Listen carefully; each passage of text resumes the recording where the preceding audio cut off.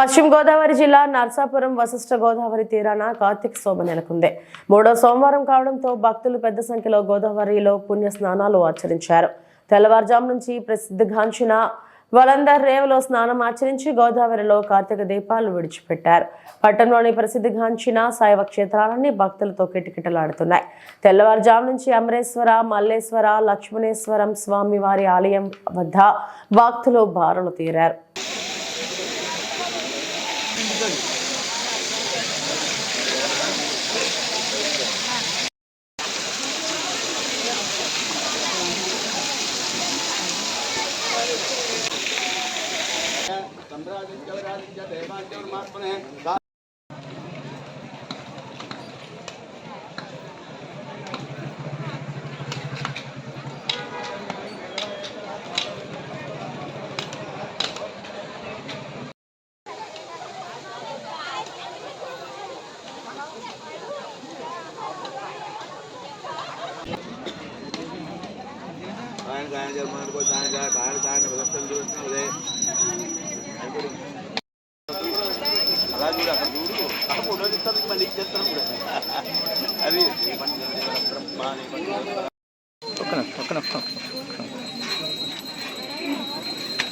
వెళ్ళను ఎలా చూడండి ఒకసారి పైకి చూడు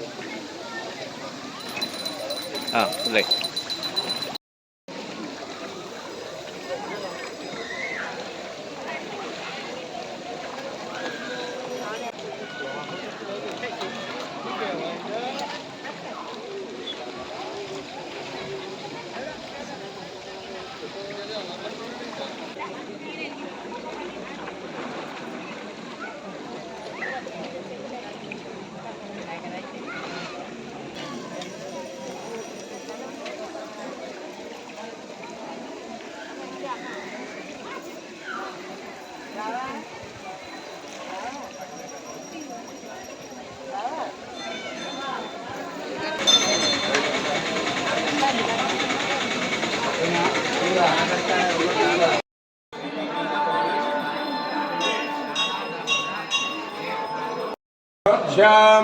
यास्ते हस्तेशवः परातः भगवो पपा अवदत्युदनुस्तुभुं सहस्राक्षसदेषु दे निशीर्यशल्यानां मुखासिवोरस्तुमना भव विद्यं धनुः कपर्दिनो विशल्यो मानवागुम्बता अनेसन्नस्येषवः आभुरस्य निषङ्गतिः याते हेतुर्मीरुष्टमहस्ते बभूवते तनुः तयास्मान् विस्तदस्मक्ष्मया परिभुजा नमस्ते स्वायुधाय नातदाय दुष्णवे उभाभ्यामतते नमः बाहुभ्यां कवदन्वह्ने परते धन्वनो हेतरथा अथोषदुष्टवारे अस्मन्निधेहितं नमस्ते भगवन् विश्वेश्वराय महादेवाय त्र्यम्बकाय त्रिपुरान्तकाय त्रिकाग्निकालाय कालाग्निरुद्राय नीलकण्ठाय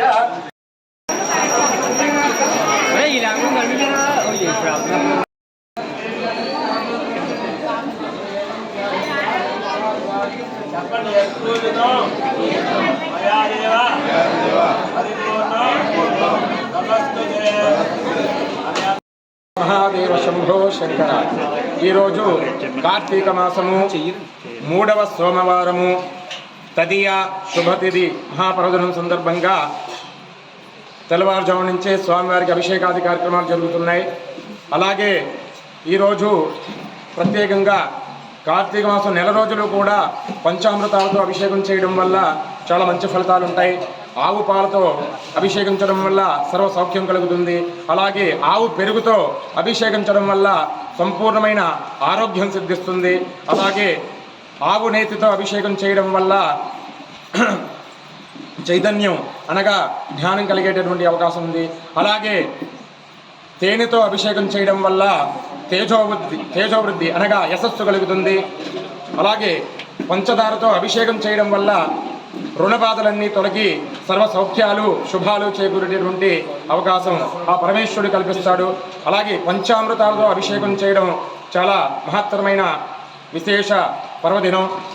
ఈ విధంగా తెల్లవారుజాము నుంచి కూడా ఆ స్వామివారికి పంచామృతాలతో చక్కగా అభిషేకం చేయడం జరుగుతుంది. అందరూ కూడా ఆ స్వామివారిని దర్శించి తీర్థప్రసాదాలు స్వీకరిస్తారని తెలియజేస్తున్నాం.